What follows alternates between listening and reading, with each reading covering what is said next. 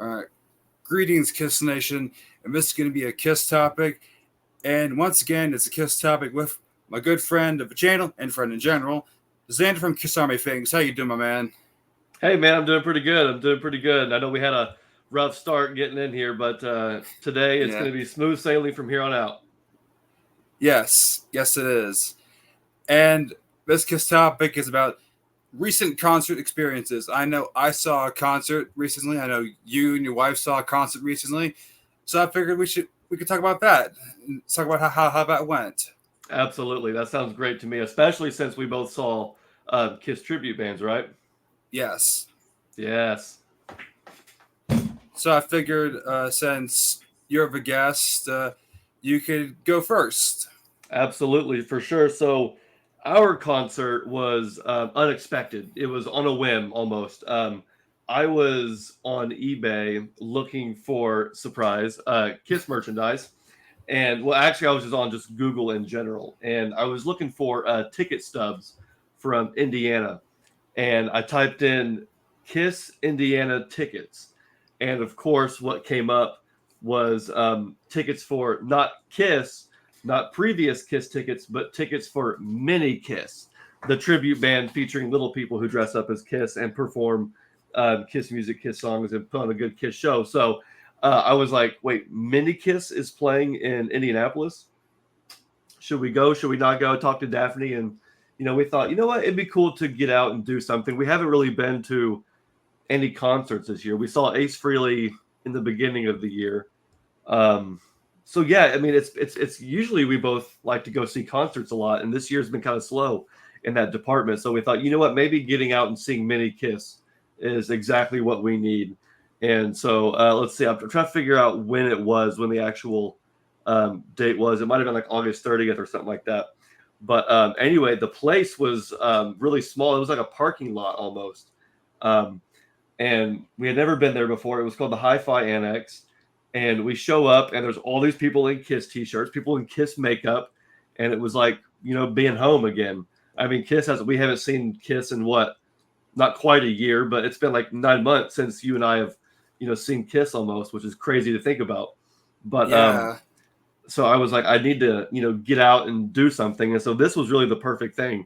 We really didn't know what to expect when it came to MiniKiss, because I had seen them on Z Rock, and I had seen the commercial from the Dr. Pepper cherry commercial, the Super Bowl commercial, and so this was definitely a different version of MiniKiss than the MiniKiss that I think most of us are familiar with. So I did some research actually and found out that the star child in the band, his name is Arturo Knight, and he's an entertainer, he's an entrepreneur, and so he bought MiniKiss from, I guess, the original, the person who started the band originally, and so bought MiniKiss and has sort of rejuvenized, revamped, and relaunched MiniKiss, and so you can find them at like different events and shows, and they travel around and tour. And we honestly had a really good time. I know for some people it might seem like a weird, cheap gimmick, but it was really good just to get out and be amongst Kiss fans, hear Kiss music, and being played by Kiss fans. I know the mini Gene was talking about how he was a Kiss fan, loved Kiss's music, and wanted to be in a rock band, but everybody told him he couldn't because of his size or whatever. And so here he is on stage playing bass. So honestly, MiniKiss was great. If anybody has a chance to see him, I would see him. Yeah, I mean, I think I told you this. I talked about Mini Kiss in the past, and it wasn't like this current version. It was like the version that was like seen on the Super Bowl Yes, right, yeah. commercial, and there was just a lot of like that version. Just kind of gave me a bunch of ammo in the video I made back in 2016 to be like, okay, it wasn't like ammo to be like an asshole. It was actually like critical criticism, Yeah, because like yeah. constructive criticism. Because well, when I first heard about Mini Kiss, this goes back to like to 2008 and 9 when I just got into like Kiss and her first heard about tribute bands. Yeah. They were like my first ones I actually heard, and they were on these videos called AOL sessions. Oh, okay. AOL sessions. Okay, I don't remember that. Yeah, it was just them in a music studio, playing Kiss songs like "Doctor Love," "Hard Luck Woman," "Shout It Out Loud," stuff like that. Okay. Which I good luck trying to find those videos again. I think they're probably lost in the far corners of the internet. Probably. I'm surprised I never heard of it. Yeah. Um, and for what it sounded cool. Like I could see there was like a little bit, there was something off of Star Child. He was having the star on the wrong eye, Mm, which I noted that in when I made the video. yeah, for sure. He was probably looking in the mirror and thought he had it right, and then turned around. It was like, uh-oh, whoops. Yeah, and you know, well, when I look back on when I made the video, it was kind of funny. It got the attention of MiniKiss, and I was like, oh, that's kind of funny. Oh, really? Did it? Okay. Yeah, and it's like, is this what it's? If this is this like a part two of that video? No, it's not. I'm not even going to make an attempt to make it a part two. We're just I'm just glossing over it. Right. But I will say, the guy who what's his name again? Oh, Arturo. Arturo. I will say I like the fact that he is trying to make MiniKiss more legit by the costumes, which if you remember the Super Bowl version of MiniKiss, they didn't have much in the costume department. No, no, it seemed like the original. I mean, not to discount them because it was a cool idea.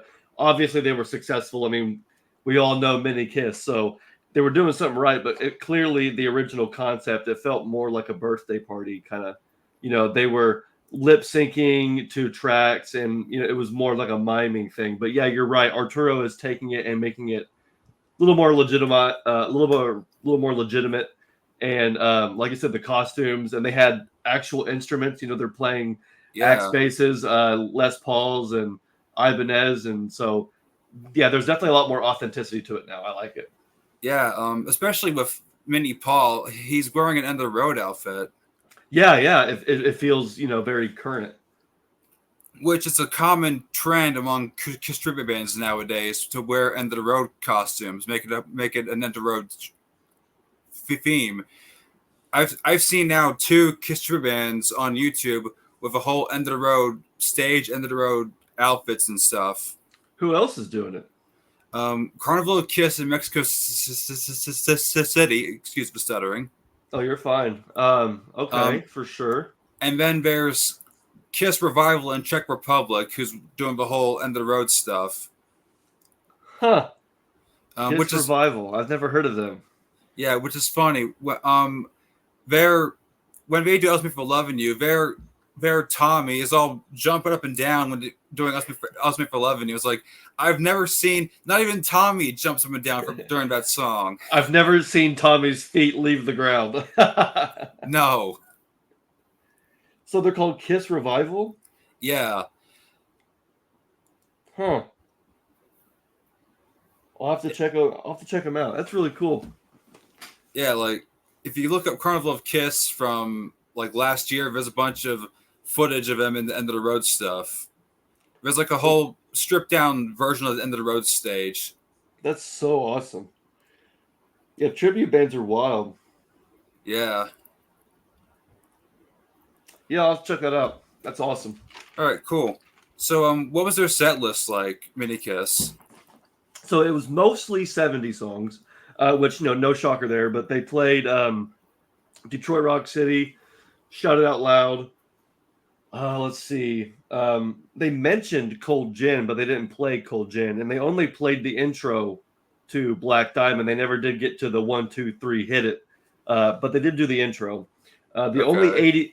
80 song they did was Lick It Up. All right. They did do God of Thunder. Mini Gene came out and did the blood spitting, which actually I gotta say his blood spitting routine was legit.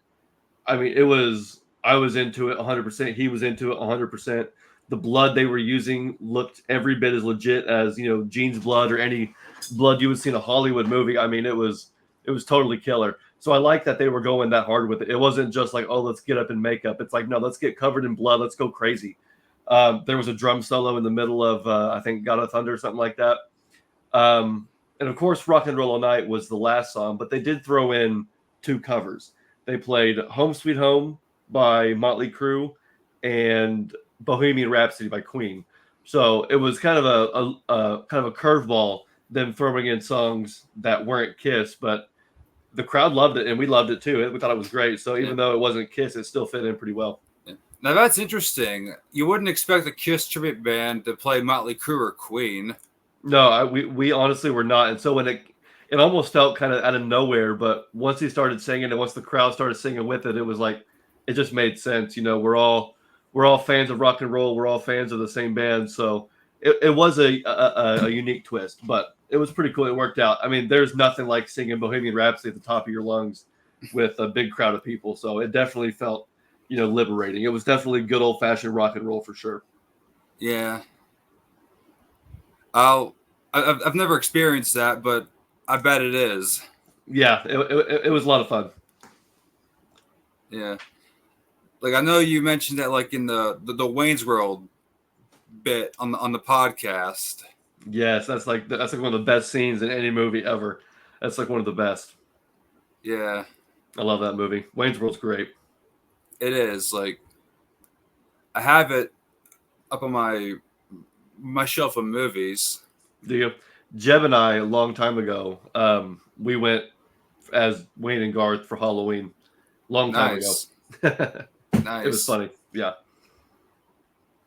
So I saw MiniKiss. Who did you see? I saw Mr. Speed at the Lamp Theater in Pittsburgh. The one and only Mr. Speed. Now they're legit. They're really good. Yeah. But you saw them with the new Mr. Speed with the whole news show. Yeah. This is like my second time I saw them with this. This is my second time seeing them with the Fox. And my first time seeing them with their new bass player.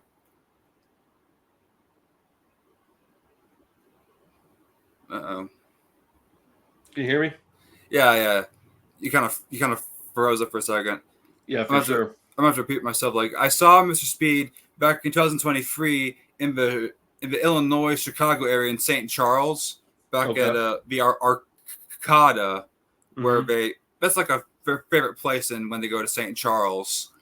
For sure. Okay, nice. They went there in 2022 with their original lineup thing with like the Peter Criss Catman stuff. Sure. They went there in 23 when they first did Eric Carr, when they still had like their same demon when they had the Peter Criss thing. And I'll talk about that show first, because that was the show I went to back in 23, because like that was like coming close to when Kiss was playing in Rosemont. True. When was that?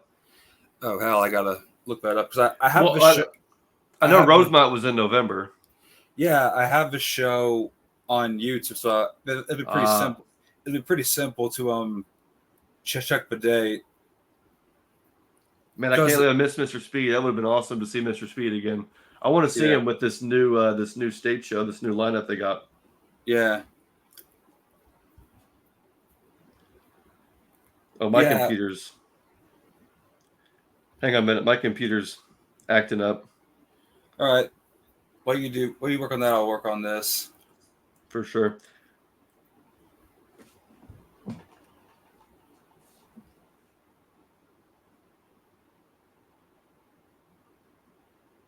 I'm not sure what the deal is. Can you still hear me? I can still hear you. All right, I'm gonna try and disconnect my camera real quick. I'm not sure what the deal is. All right. Well, I got the show already. I can tell you the date.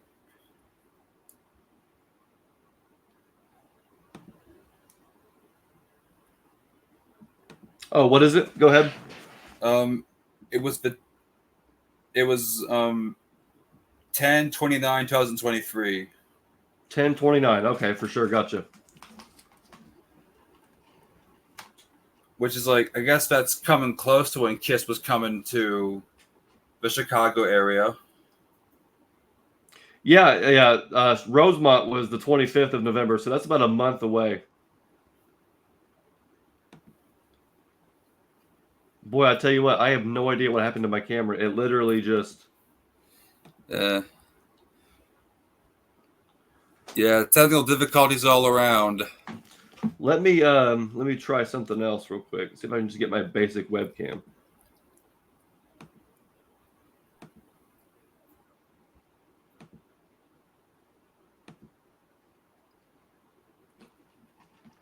Aha! Can you see me now? I can see you. Perfect. See, I have no idea what. There was no reason for any of that to happen. My bad. No, you're good, man. It's just it's like that's the shit happens when you work with me. Shit goes wrong. Yeah, and I'm no good with this technology stuff. You think I would be, but I'm no good. I feel like my camera's like super zoomed in right now. I don't even know why that is, but you know what? I'm not even gonna mess with it because it's on. I'm here. We're good. Yeah, if you try to mess with it, you might break it. Exactly, for real. But anyway, so you saw Mr. Speed in 2023, right? Yeah, and like that was like their first time with the Eric Carr Fox character, and I gotta say, like for that, it was like a very safe set list. It was the unmasked set list. Oh, okay. That's still pretty cool, though. Yeah, it was, but um, I liked like there was some stuff that they didn't play. The Kiss didn't play on the Unmasked tour that I knew right away that wasn't there. Like Shock Me wasn't there. Okay, right. Yeah. There was Deuce, obviously. So to hear like the Fox character do Shock Me, do Deuce, that was pretty cool. I'll admit that Oh, was yeah. pretty cool. But everything else was straight up the Unmasked tour set list altogether. Well, I'll take that back. Radioactive. There was Radioactive, That's a good one. which they're still playing on the show I saw them at. I want to say they played Radioactive when I saw them back in '09 as well. I think that's really cool. Yeah. And fast forward to like now when I saw them at the Lamp Theater, which I don't have the show on my channel. There's a guy named Rockchild Productions who has the show on his channel, Okay. and I'm not gonna even dare mess with that because if I try doing that, I'll get a massive I'll get the finger wagged at me. For sure. But just leave it be, right? Yeah, I'll leave it be. For sure. But yeah, I kind of liked what happened before Mr. Speed got on stage because you hear like they've added the Paul Staley clip from Phantom of the Park saying you're looking for someone, but it's not Kiss. Okay, that's a neat little touch. Yeah, then like they kind of do like the poses that Kiss did from like the Dynasty to Unmasked tour stuff, like those poses, like when they kind of like rised up on those risers, which they can't afford the risers. Right. Yeah. I'm not sure any stadium can or any venue can accommodate that. But it's still cool No, though that they're doing that. That they're going that authentic with it. yeah, and what their introduction for Kiss is that the Alive 2 Eddie Belandez voice from Kiss Alive 2. Nice. If you ever wondered who introduced Kiss from Alive 2 is Eddie Belandez. Nice for sure. Is he known for anything else, or like, is he famous, or is he just known in history for that? I think he's known in Kiss for Kiss Alive 2. Gotcha, for sure. Like That's still cool though. yeah, I never knew who he was up until I guess some like Kiss convention uh, said that he was the voice from Alive 2. I know J.R. Smalling did the introduction in Alive 1, but he was part of the road crew. Right. Yeah. Yeah. I wonder what made him choose. Oh, I wonder what made him choose Aaron. Is it Aaron or Eric? Eric. Eric. Okay. For sure. So yeah, so we did the introduction, and then the first song I hear is "Creatures of the Night." They open with that. Yeah. Oh my gosh, that's awesome. Yeah. Then I think after that they do Deuce. Deuce, right on. Yeah. then Rich has to do like his typical Pittsburgh stage banner because he's from Pittsburgh, and Naturally. yeah. So this is like his homecoming stuff, which Makes sense. which is cool. I mean, it's kind of like when Kiss plays Madison Square Garden. This is like their homecoming. True. So we do a couple more songs. The song I introduced was Heaven's on Fire. Wow, they're playing all kinds of stuff that was not played on the Unmasked tour. That's awesome. Yeah. It's a crazy set list. I liked this set list better than when I heard in 23. So I was like, it kept me guessing. The show I heard in 23 was like, it was too predictable. Yeah. Man. Like, I gotta see this. Like, nothing against what they did to introduce the Fox. Like, it was too safe, though. This is what I like. Yeah. Like, keep me guessing, damn it. Yeah, for sure. Man, that's a great opening. Creatures of the Night is awesome. And plus, I just can't imagine hearing Unmasked Kiss play Creatures of the Night and Heaven's on Fire. That's a wonderful thought. Yeah. Then, like I said, they did Radioactive. And then when I heard Rich say, what do you say we call up a doctor? I was like, ah! Dr. Love, here we go. Yeah. Love it. Yeah, when I heard like their new demon say, let me see your hands, I was like, hell yeah, man, that's what I wanted to hear. That's great. I love that. That is awesome. Yeah. I gotta see this new show, man. It sounds awesome. It is. Then after Dr. Love, it was Trust Me for Loving You, then War Machine. And they did like the Eric Carr drum intro to War Machine. That's okay. That was pretty cool. That was pretty cool. That is pretty cool. Like the one on Animalize. Dun dun dun dun dun dun dun dun. Yeah. That's classic, man. All right, that's cool. Then they kind of ended it kind of how, how War Machine would kind of ended like on the non-makeup in Creatures of a Night tour. That's kind of how War Machine ended, like.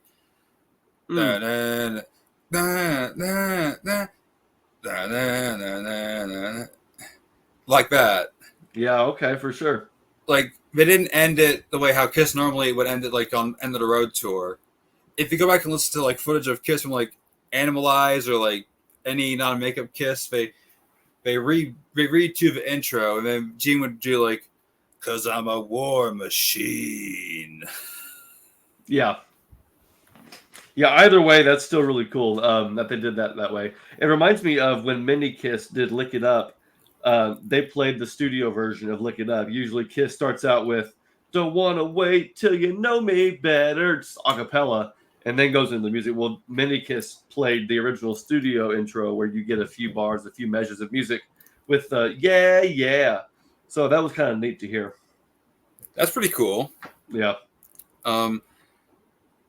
I feel like when Kiss tried the song first, they did that first, I believe. I think so. Yeah, I'm not sure when the switch was. I'd like to know when the first show was. Whenever they decided to change it to the iconic intro that we all know now. Well, I want to say when the switch first got made, it was on the Crazy Nights tour.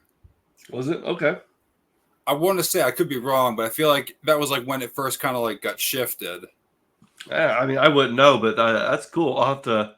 Somebody should do some digging. I'd like to know that. Maybe I'll have to go back and do some digging and figure out when that was, because I've always wondered that. Yeah. All right. So, I'm trying to think what other songs they did, but like, anyways, it was a cool set. Then we get into God of Thunder. Mm-hmm. Which is like in the middle of the set, which is like, it's kind of cool seeing unmasked Gene with the axe bass. Mm. Yeah, spitting blood. Yeah, I mean, which Gene spit blood with the on the Unmasked tour, but never with the axe bass. The axe bass wasn't used in concerts until Creatures of a Night. Really? Yeah. Huh. Wow. He did not. Now that, for some reason, it blows my mind. I don't think I've ever contemplated that. He didn't start using the Axe bass until the Creatures tour. Yeah. Very cool. Very cool. I'm not sure why I never contemplated that. Like, I know we kind of like associate the Axe Space with like maybe like the Psycho Circus tour and then the farewell tour. Yeah, I could have swore he played it in the Dynasty music videos for like Sure Know Something. Like it was used for like promotional stuff, but like his first ever tour, it was the Creatures tour. That is so wild. Very cool. Nice. Yeah. And what was kind of cool about how Mr. Speed did God of Thunder, yeah, like he does the blood, but they also added in that bell sound effect. Yeah. Which I guess now every band has to like have that bell sound effect. Yeah. Makes me think of AC/DC Hell's Bells. Yeah, like, but at the same time, when Kiss did it, I felt the same way. Yeah. I liked it though. I thought it was really cool. But no, Yeah. I can see the resemblance though. Yeah. So they did it like they do the oh yeah, and they do the all right, but there's no let's go because like I don't think there needs to be a let's go. For sure, yeah. Okay, for sure. So they cut that part out. Yeah. So then we get into the drum solo, and this dude, Rich Hattery, nails Eric Carr perfectly. Oh, nice, awesome. He must be a super fan then. Yeah, I mean, like if Tommy Thayer is the guy that nails Ace Frehley note for note, Rich Hattery is the guy that nails Eric Carr beat for beat. Wow, and that's not easy to do. So that's pretty impressive. Yeah, because like I'll go back to Dr. Love as an example, because like when he does Dr. Love, I hear like that double bass kick. Yeah, I love double bass. That Eric Carr did all the time. And he does it too, Rich. Yeah, Rich Hattery does that. Rich Hattery, that's awesome. And like his drums solo on God of Thunder is similar to like I would have to compare it to like Eric Carr's drum solo on like the Unmasked tour from like maybe Sydney or any other show on that Unmasked tour. Yeah, okay. Minus the gong, which they had a gong on the show I saw them in 23. Really? Okay. Yeah, so I'm not sure why they ditched the gong. Maybe the theater was kind of small. Maybe. That's still cool though that they're playing it pretty faithful. They are playing it pretty faithful. Because that Sydney show is awesome. Yeah. Which we all know that. Yeah, we all know that by anyone who's a Kiss fan knows that Sydney show is legendary. Yeah. Is Rich singing like Paul does on Detroit Rock City? How he does on that show? Or is he singing it more like, Paul would regularly? Like in current day? Or like is he singing it in the same way he does on the Sydney show? All right, but when you said regularly, did you mean like how Paul sings it like current day? Like I gotta rock. Yeah. I remember he used to add that part, but I think he's singing it, like I think he's singing it like how Paul does it on the Sydney show. That's awesome. I know they added in some extra songs, like they added in "Do You Love Me?" They added in "Strutter." Nice. Can't go wrong with Strutter. Yeah, which was kind of interesting hearing, quote unquote, Eric Carr do "Do You Love Me?" I don't believe I've ever heard Eric Carr do "Do You Love Me" in Kiss. No, I don't think so. That song would have been retired by then. But again, what a great thing to do, though. I love that. Yeah. I was listening to the symphony last night, and I had a moment where I was sitting there just listening to Peter Criss play Forever. That was the song that Eric Carr played drums to. And here's Peter Criss playing an Eric Carr song, and then there's Shandy, which of course was Anton Fig, but still, it's like I love when you get little moments like that. That's cool. Yeah. Shandy was played, and I was thinking, okay, we're going to do the most predictable thing ever. They're going to do Shandy, then do Dr. Love. No, I was wrong. And Okay, for sure. But they did do Shandy. they did do Shandy, yeah. Cool. That's awesome. I think Shandy was like one of the first few songs in the set. Nice. And I would like to hear that. Yeah. I mean, I had a choice between seeing them in Pittsburgh and seeing them in Maryland. Where I saw Kiss my last show, it was in Maryland. That's Baltimore, true. Maryland. You were in Baltimore. That's awesome. Yeah, but Mr. Speed was not actually in Baltimore. They were in Maryland, but like in some small area in Maryland.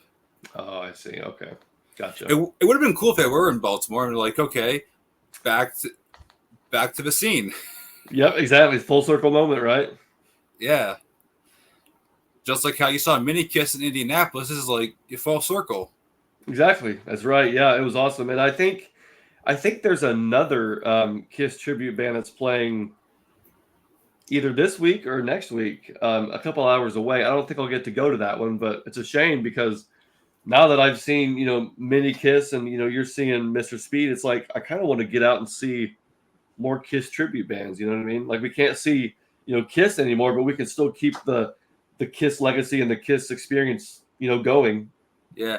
I mean, there's a Kiss tribute band, Strutters, going to be going to West Virginia. There you go. Yeah, absolutely. Like I'm going to try to go out to see them. Bingo. Yeah, yeah, absolutely. Like they're going to be in Wheeling. Nice. Like they were already in West Virginia in the earlier part of the year. They were at a festival like in the middle of nowhere. For sure.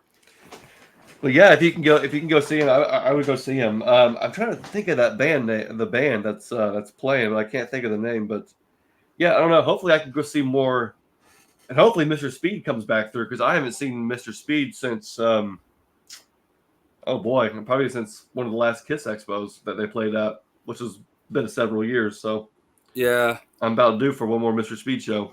Yeah, and like you would think the last song of a show was Rock and Roll All Night, but after Rock and Roll All Night, the Detroit Rock City, then they did Black Diamond, and then the show was over.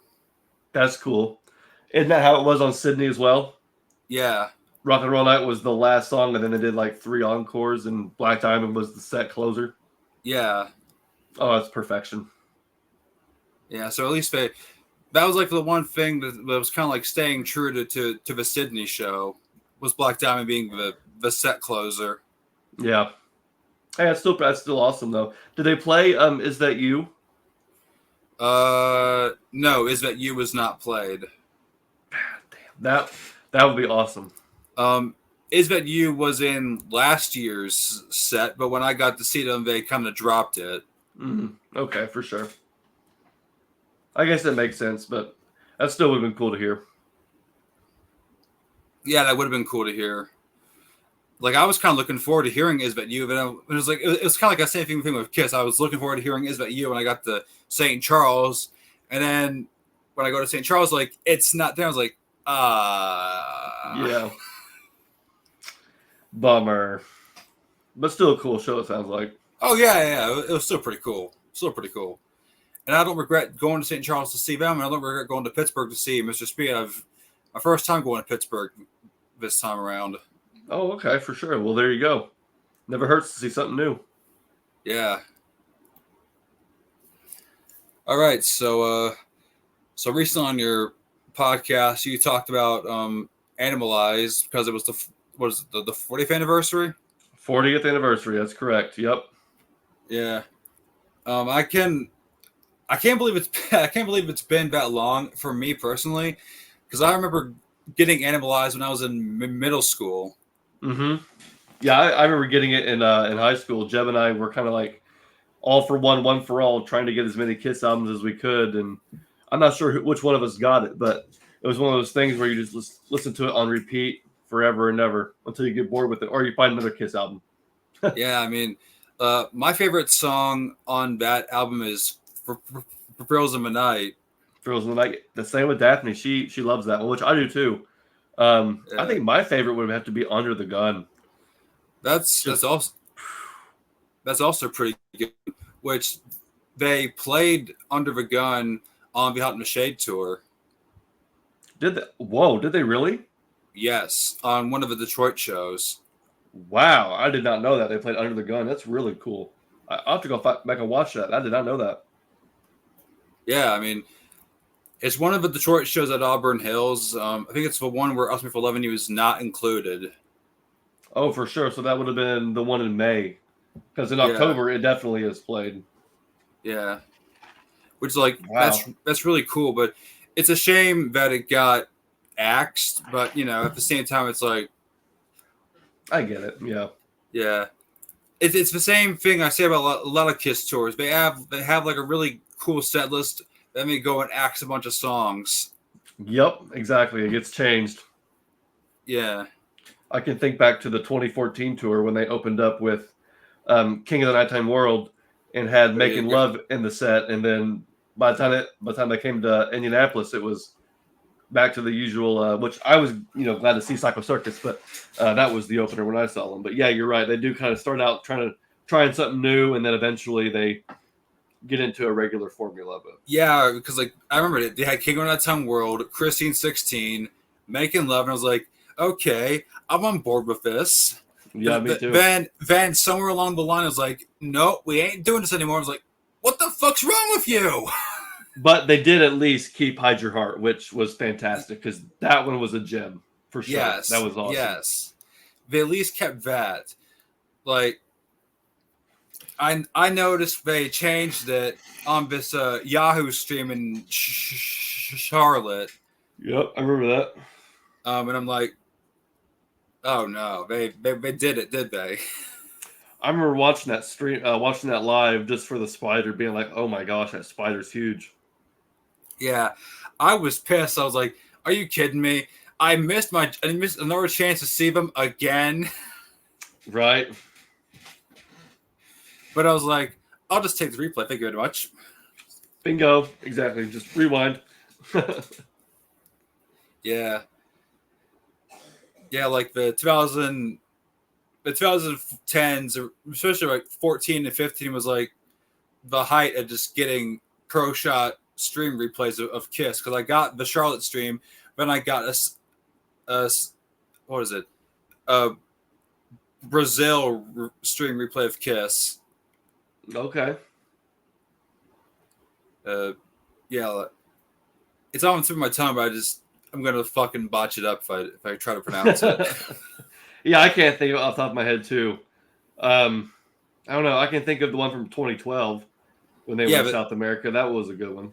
The Sao Paulo one, but I'm thinking about this is the 40th anniversary tour where they kept Hallelujah in and all that stuff. Was that Heaven and Hell or Hell and Heaven Fest? No, that's 14. This show is 15. 2015. Was it Creatures? No, that was something else. Yeah, I don't know. I can't remember. Yeah. But yeah, no, 2014. That was that was a great era. It's Santiago. It's Santiago. Santiago. Okay, for sure. Gotcha. There you go. Yeah, we got there. We had to go all over the map, but we got there. Santiago. Yeah. There's your geography lesson for the day, folks. Yes, there it is. That's geography lesson with Super Kiss and Xander. Bingo. Exactly. Kissology 101. Yeah. Yeah. That's good stuff. Yeah. But yeah, that one is a bit kind of like chopped up because it's not the complete show. It has like most of the songs, but like it's what it is. What it is. Yeah. I think we were talking one time about what was it? Maybe it was somebody else, but I was talking with somebody about the show on Sonic Boom from Buenos Aires. That was me you were talking about. That was you. Yeah, it was on YouTube for a while, and then it got taken down, and I got kind of sad, and then it popped back up again, and I'm not sure if it's still back up, but as soon as it went up, I was like, yeah. Yeah, that was me we were talking about it with, because I was the one who had originally put it up. Oh, bingo! There you go. See, I bet I was watching yours too. Yeah, and when that whole big disaster happened, all that cool stuff you were watching probably went along with it. Yeah, probably. Yeah, that's unfortunate. Yeah, I was like, it's funny now looking back at it because the guy actually thought I was making money off of that stuff. Which is that's ridiculous. That whole thing was pretty sad. Yeah, which I'll just get into this right now. Like, this channel is not making any money off of those Kiss concerts. There you go. You heard it here, folks. It's all just for fun. Yes, it is. Just fans being fans. Yeah. That's good stuff. Yeah, I mean, like if I was actually making money, I'd be actually would be in serious trouble. True. Yeah, if you're making money, Gene and Paul would knock at your door going, "Hey Tim, how you doing? Come here, come with us." Yeah. Oh, like, shit. uh-oh. Yeah. Ruh-roh. Yeah. But no, just fans being fans. Yeah. But that guy's not the first person that thought was actually making a nice shiny dollar off of this stuff. And he probably won't be able to last. No, probably not. But yeah, that whole thing was just really sad, really unfortunate, and not a good look. But no, it wasn't. Thank goodness we're all past that. And oh yeah, we are. We are. Yeah. It's just it was a bunch of BS. Yeah, unfortunately it was, but such is life. Yeah, such is life. But anyways, back to Animalize. I found it pretty cool when I was looking at my when I was watching my Animalize live on censored DVD. Like, this is like years ago before I moved here. And my DVDs were a lot easier to get to when they weren't blocked by Laserdisc and VCRs and shit. I'm looking at it right now, like it's totally blocked off.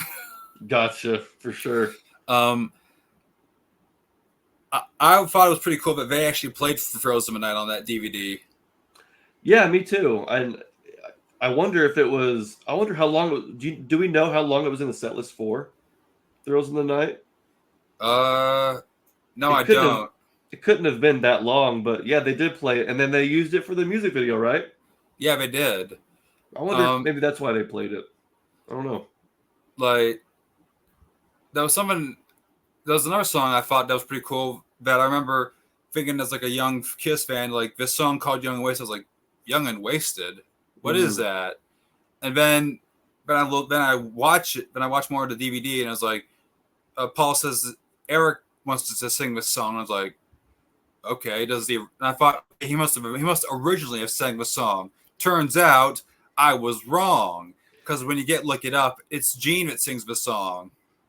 That always threw me off guard, because I used to hear the album and think, well, that sounds like Gene in the studio, but it's Eric Carr live. So maybe Eric Carr is just using his best Gene vocals in the studio, and he's singing like Gene. So it always kind of threw me off when I was younger, because I had no confirmation on who it was. But yeah, I wish we knew the reasoning why.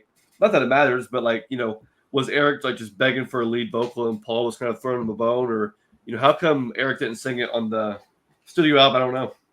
I mean, it took him until Hot in the Shade to finally get a Eric Carr track in the studio, which is sad, unless you want to count Beth, but we won't count Beth. Well, if you really want to be generous, we can count Beth. Yeah, if we really want to be, but no, that's a shame that it took that long, because he was doing some pretty good. I mean, Under the Gun, like I said, my favorite song off Animalize, he helped come up with Under the Gun. So Eric Carr was capable of writing some good music. It's a shame he didn't get to do more in Kiss.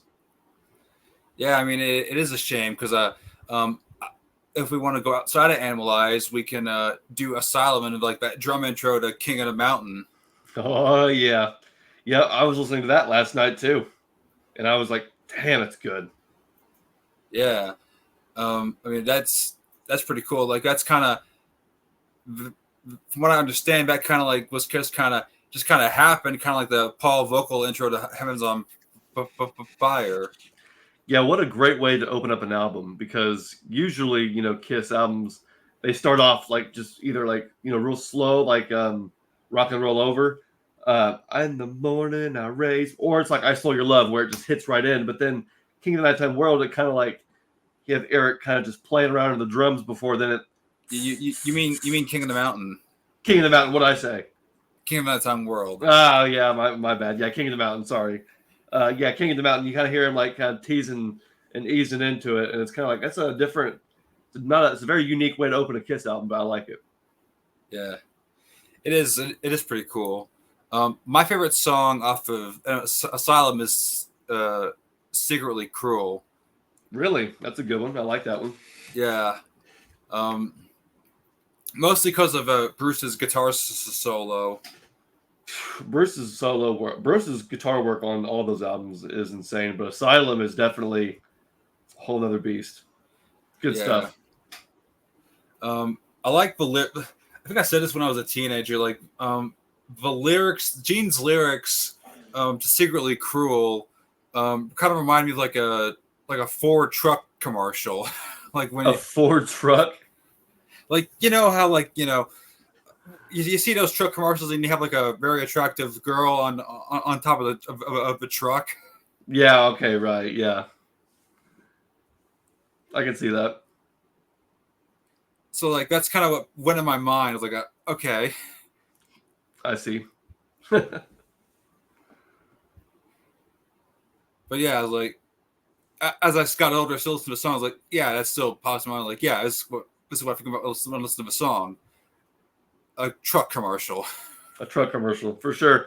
Yeah, I'm trying to think, what would be my favorite track off of Asylum? I don't know, because I'm always a Paul fan, so Paul songs are always... I will say one I think is very underrated from Asylum is Radar for Love. Exactly. That's pretty cool. That's pretty cool. I love the riff. I love the groove in that song. And then, of course, the lyrics are just, nonsensical 80s lyrics. But just the feel of that song is really good, really cool. Yeah. I mean, I know like a lot of people who diss on Gene from the 80s will say that, well, Gene kind of was like phoning it in and didn't give a shit. But like, doesn't matter. Even though Gene kind of was like phoning in because he was doing Mr. Hollywood stuff, like he was still putting in like decent songs. Oh yeah, Love's Deadly Weapon's awesome. I love that song. That's a great song. And then I was talking on the Animalize episode about Lonely as the Hunter. That's my favorite Gene track off Animalize. Lonely as the Hunter. I think it's great. Love that riff. Yeah.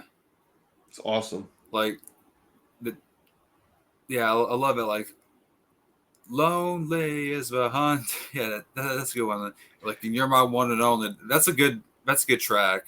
It really is. It was my favorite Gene. It still is my favorite Gene track off that album. I think I compared it to kind of like All Hell's Breaking Loose, where it has that very simplistic pacing, but it's one that you can kind of like tap your foot to, nod your head to, and lonely is the hunter. So it's you can get into it. It's not one that's overly complicated like maybe some other songs. Like Into the Fire. I've had enough. Into the Fire is incredibly complex, fast and furious. Yeah, I love that song. It's funny you brought up All Hell's Breaking Loose because this football season I've been watching a lot of Canadian football games, and one of the games I watched, they actually had All Hell's Breaking Loose on their PA system. Really? Now that's cool. I like that. I never knew. I never think that a football. You said a football? Yeah, football game. Now that's really cool. I like that. I don't think I've ever heard of stadiums really playing Kiss music, let alone All Hell's Breaking Loose. Yeah, they did that. They did Queen and Alice Cooper. That's three great bands right there. Yeah, Alice Cooper was no more Mr. Nice Guy. Nice. Yeah, that was pretty cool.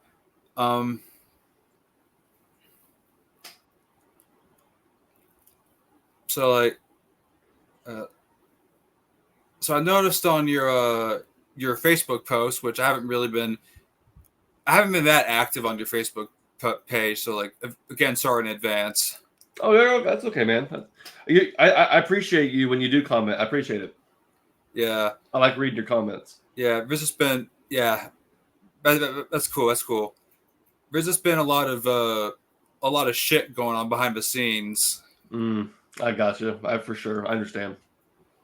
Yeah,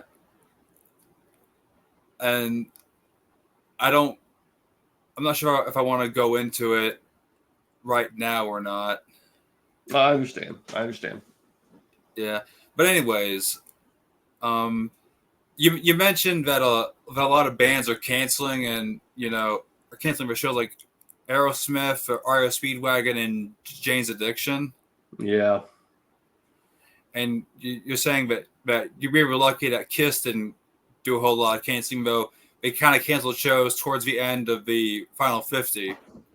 Yeah, yeah, there were, the Memphis and Toronto and Ottawa, but I don't know. Today, while I was at work, I saw the announcement from REO Speedwagon, and I saw a couple days ago what happened with Jane's Addiction, and then of course, here recently with the announcement of Aerosmith not finishing out their Peace Out tour, and even just other bands talking about their reunion tours and their farewell tours and just getting canceled and all this stuff. And I sat and had a moment of gratitude because I was like, a lot of people spent the entirety of the end of the road tour, complaining, that Kiss was either, lip syncing or not playing this song, or they weren't inviting members out, or they were just saying the same old things, or, whatever it was. It seemed like everybody just always had a reason to complain. And then, of course, there was COVID and all those other things that happened. And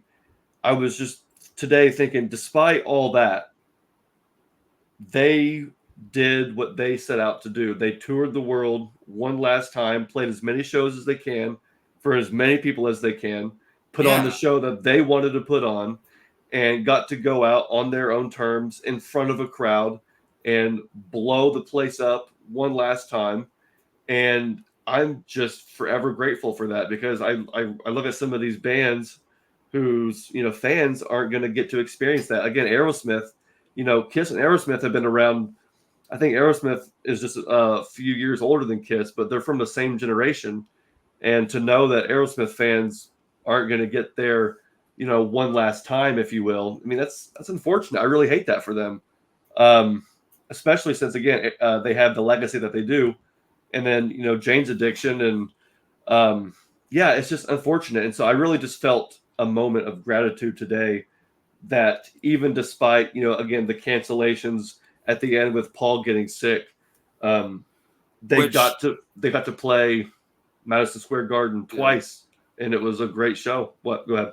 Which Paul getting sick kind of freaked us all out, because we thought your show was going to get canceled, my show was going to get canceled, and it was like that could have been it for the whole tour. Yeah, I mean, we were thinking, yeah, exactly. It was like, oh my gosh, this is how Kiss is going to end their career, by canceling shows because Paul's getting sick. And it's like, well, even though, yes, there were some fans that did miss out on those shows, and even though you and I, we lucked out, we saw Kiss in Indianapolis and Baltimore and Rosemont, but even though there were some shows that did get canceled, even though there were some things, it was like they still started the tour, they finished the tour, and they played all of these shows for all these people, and made us all happy one last time. And even though nothing in life is ever perfect, the fact that they did that and they stuck together while doing it is fantastic. Because you look at Kiss's history, and there's always been a history of like bickering and infighting and drama and things like that. And you and I have grown up in an era in history where it's been nothing but all love and celebration. And we never had a moment where it's like, oh man, is Tommy Thayer gonna show up to the show? Is Tommy Thayer gonna be sober enough to play the show? It's like, we never had any of that to deal with. It was always, we know that Kiss is going to go out there and put on the best show. They're going to deliver, and it's going to be the greatest thing ever. And so I'm just so thankful for that. I mean, it sucks that that Kiss and the original four kind of have that like drama and stuff that they dealt with, but at the same time, like a lot of fans kind of like a lot of fans really wanted that original four back together, which like at the same time I get that, but also at the same time it wasn't gonna fucking happen. And if it did happen, I don't think it would have been like what everybody wanted it to be, you know. It wasn't like the magic wasn't going to be there like it was at '96.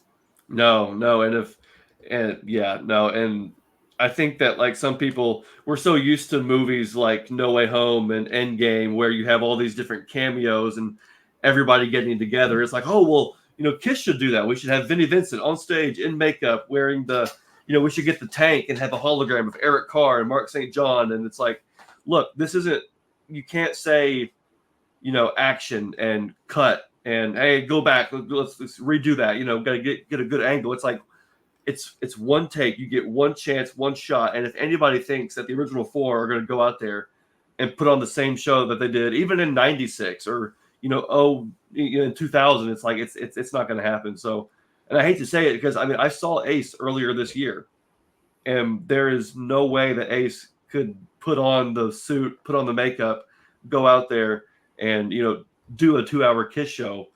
It's just not possible. Peter Criss hasn't been able to do that for years. So, and I say that, that's respectfully, you know, I'm not trying to diss anybody. I'm just being honest. No, But we're not what dissing. no, We're not dissing the original four. hell no. There's no reason to. We're just being honest. You know. So I'm just super grateful for what we got to experience, and just I really feel for people like again, you know, people that all the Aerosmith fans that bought their tickets and you know have had their tickets for a year or two, and then all of a sudden it gets canceled, you get refunded, and you know your hope of seeing your favorite band again is gone. You know, at least we had that closure. I'm just grateful for that. Yeah, I mean, we had that closure, and it does suck for a lot of fans of these bands that are not going to get that closure.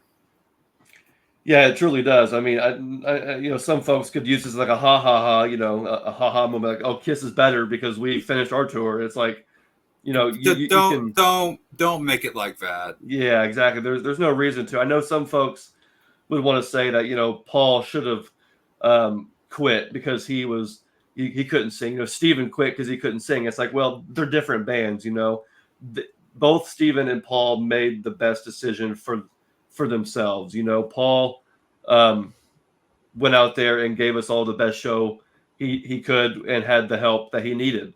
And then Steven said, you know, respectfully, I'm gonna not even try to do anything, tracks or no tracks. I'm just going to stop. So I think Yeah. both bands made the right decision for themselves and for their bands, and I respect both of them because you know they're two different bands, and it's all rock and roll. It's all American rock and roll. It's great, but they are two different people, and I think that they both made the right decision. Yeah. Um, I, from what you said about what happened to Steven Tyler, I feel like that's about the best decision I feel like he could have made. Yeah, I mean it's either you know bow out and say thank you, but I'm done, or you go out there and try and you hurt yourself even worse, or you know sing to tracks and maybe for him that would be you know coming across as too inauthentic or you know you can get away with certain things at a Kiss show. I feel like you know I feel like Yeah. Paul you know whereas Aerosmith they had enough pride to say you know we're going to step away.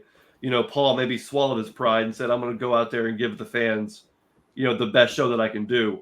And again, I respect both of those decisions. You know, I think that's very admirable of both of them. Yeah. And everybody can say that they made the wrong. You know, oh Aerosmith, they should go out there and play the tracks. They should go out there and sing anyway. Or oh Paul, he should have you know quit years ago. It's like nobody can say that but them. You know, that's their Which, decision. which is kind of funny because during Paul's decline in vocals, some people were saying he should use tracks, I know and it's so it's funny, hypocritical. and it's funny. The same people are saying he should use tracks are bitching that he did use tracks.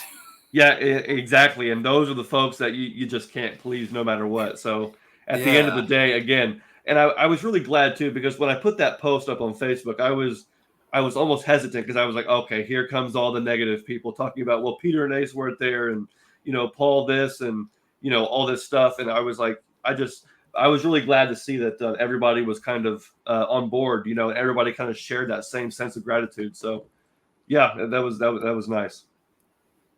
Yeah, but that's cool. Um, Still on the whole Kiss and the end of the road thing. Paul's son was it Evan Stanley, the guy Ant from Amber Wild. Yeah. He was on a podcast talking about how he tried to listen to Kiss music from a fan's perspective. Yes.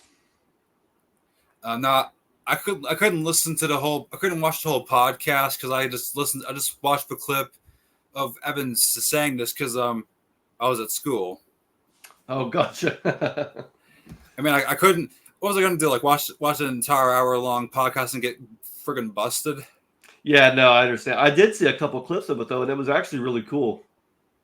Yeah. So I saw like the clip of how Evans said he tried to listen to Kiss from a fan's perspective. He said he started with Alive.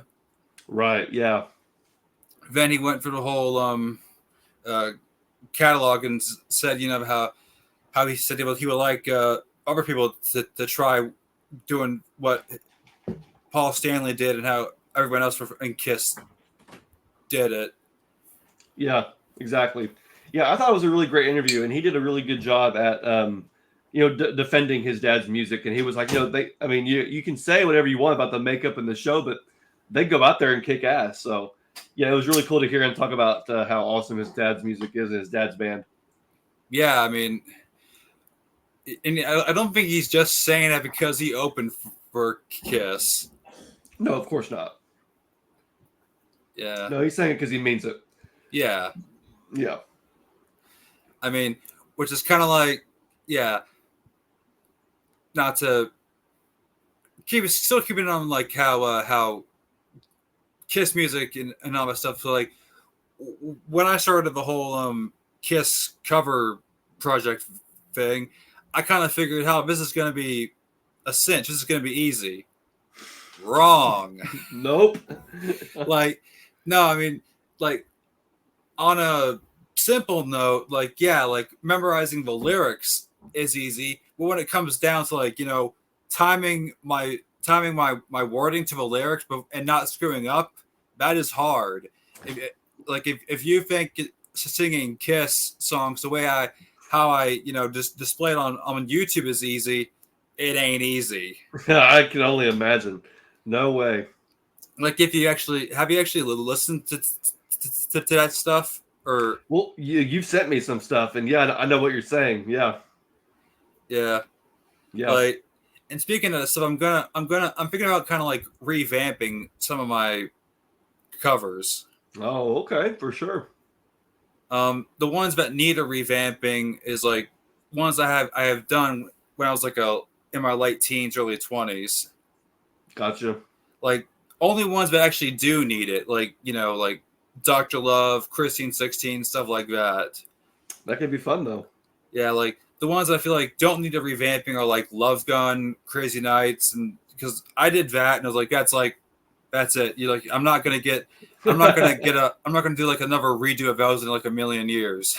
Yeah, for real. Yeah, you don't want to do My Way a second time, right? I haven't done My Way at all.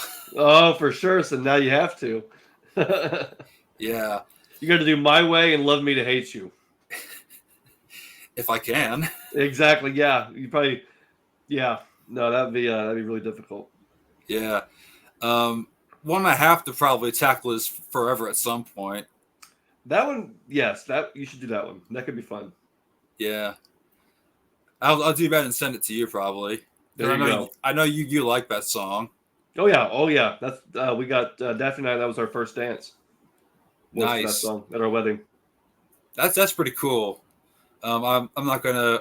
I know I give that song hell, but I can't give that song hell because it's in your case because it's a wedding song. For sure. So for that special occasion, off limits. There you go. Thank you. No problem, my friend. Like anything for like to at least be nice about that song when it comes to a friend. When it comes to a friend. What money bags are you drinking? This is a root beer. Yeah, there you go. Trying to get the label in there. All right, that's cool. I had Daphne bring it to me. That's cool. I was thirsty. Yeah.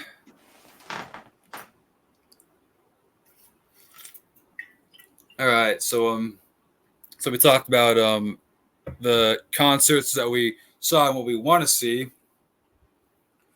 We talked about a little bit about Asylum, a little bit about Animalize, and I just had a little bit of a Gene Simmons moment, plugging what might be doing next. Yep. Nothing wrong with that. Yeah. What about you? What's coming up in on your side of things? It's going to be a lot of album reviews. So we're gearing up for. Let's see. We just did Animalize, so that means that we have Hot in the Shade and Sonic Boom and Hotter Than Hell are the next 3 album reviews, the next 3 anniversaries. So we'll be listening to a lot of Kiss, doing a lot of reviewing of Kiss, which I love it. Can't wait.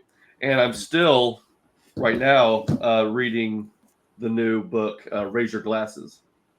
That's still awesome that you're in that book, man. Yeah, I'm pretty thrilled with it. There's they did a really cool thing in the back where they list all the names of people who contributed along with their page numbers, and you can see. I don't know if you can see it or not. I'll try and I'm gonna botch this really, but you can see it says Ace Frehley, and then it has my name right there, Alex Xander, and then Allison. She was the one that did the pay-per-view.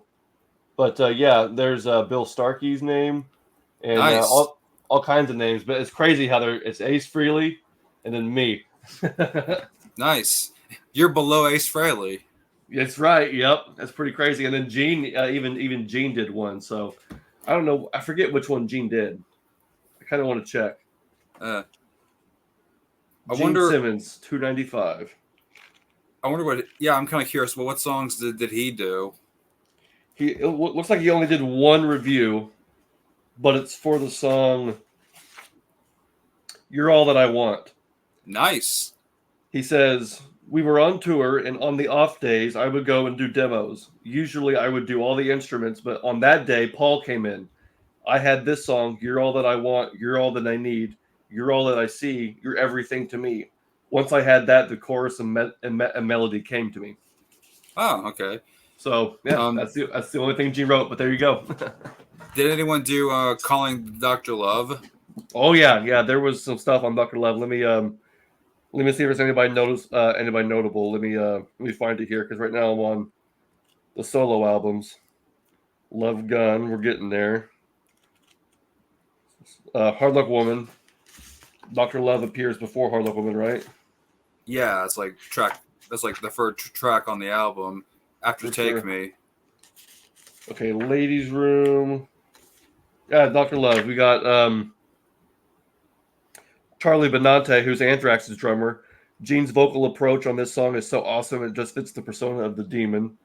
Holly Knight, who's a songwriter, says, "I love this song. It's so quintessential Kiss. I like the songs, and this is Spinal Tap, which I happen to like immensely."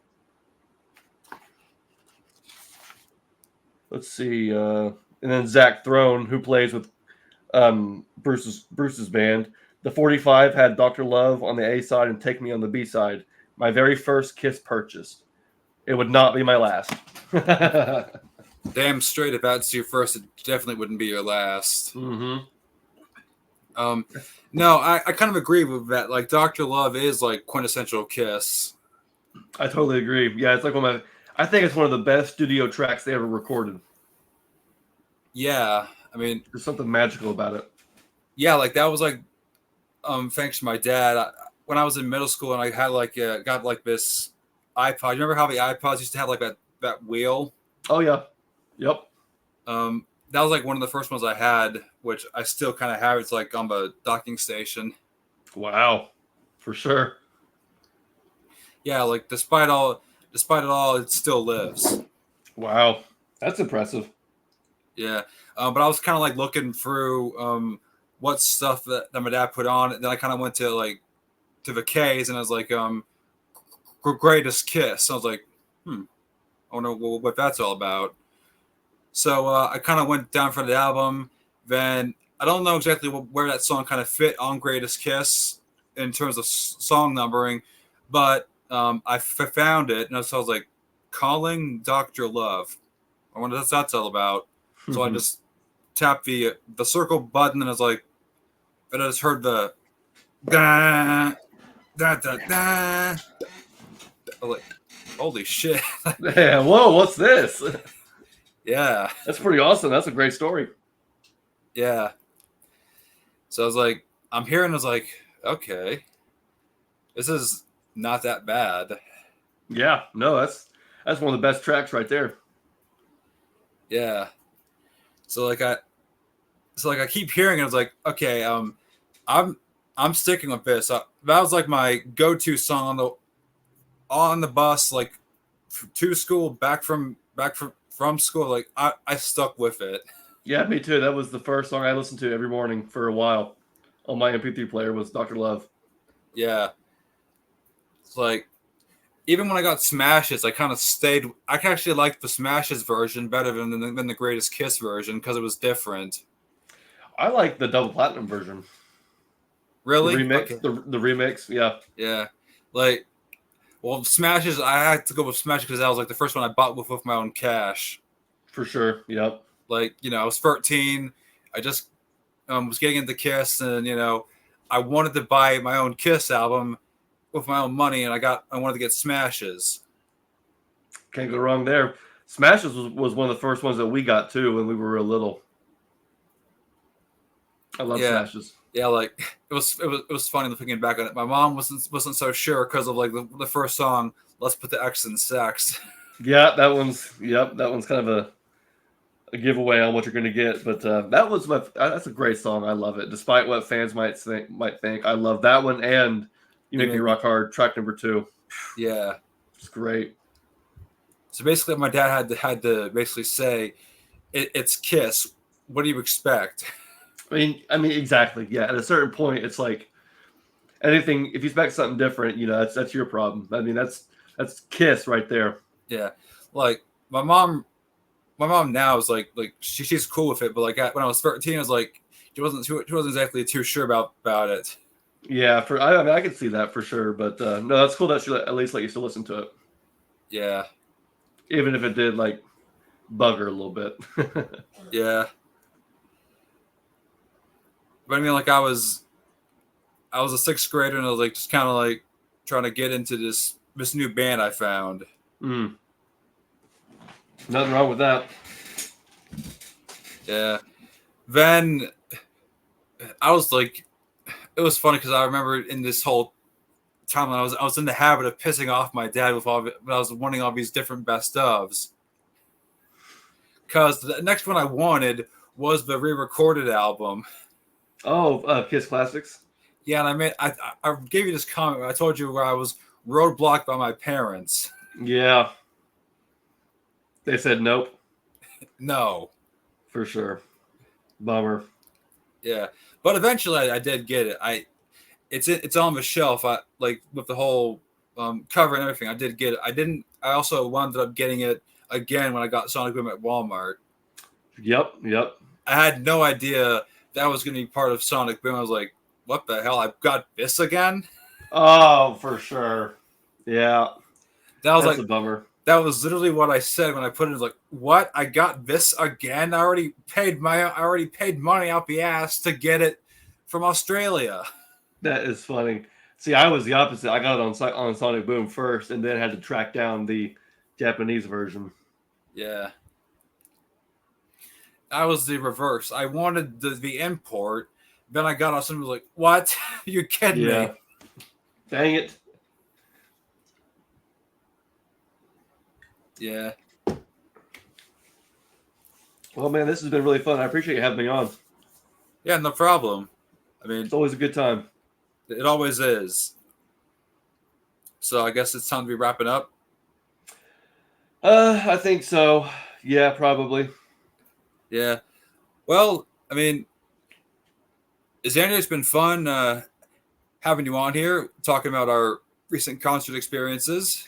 Absolutely. Hopefully we get to see some more. Like you said, there's a band coming near you. There's a band coming near me. Maybe we'll get to see them in who knows? Hopefully, get to see more Kiss. I want to see more tribute bands, man. This is great. I had a moment where I was like, you know what? Even though this isn't Kiss, it's still Kiss. You know what I mean? Yeah, It's not Kiss, but it's still Kiss. Yeah, I get that. I mean, and I want that to go on forever. So do I. I mean, like, even though the band's not happening anymore, there are other bands that can continue the name. Exactly. And I hope that we get to see more of that coming now that the band's off tour. We could, fans still get to carry the legacy on. Yeah, like I hope that goes on. Even probably when they still do the Avatar stuff, there's probably going to be still tribute bands still happening. Absolutely, they'll be more affordable for sure. Yeah, probably more affordable than the Avatars. Oh yeah, 100%. Yeah. Well, anyways, this has been our Kiss topic about recent concert experience. Hope you liked it. Till next time, I'll see you around. See ya. Peace out.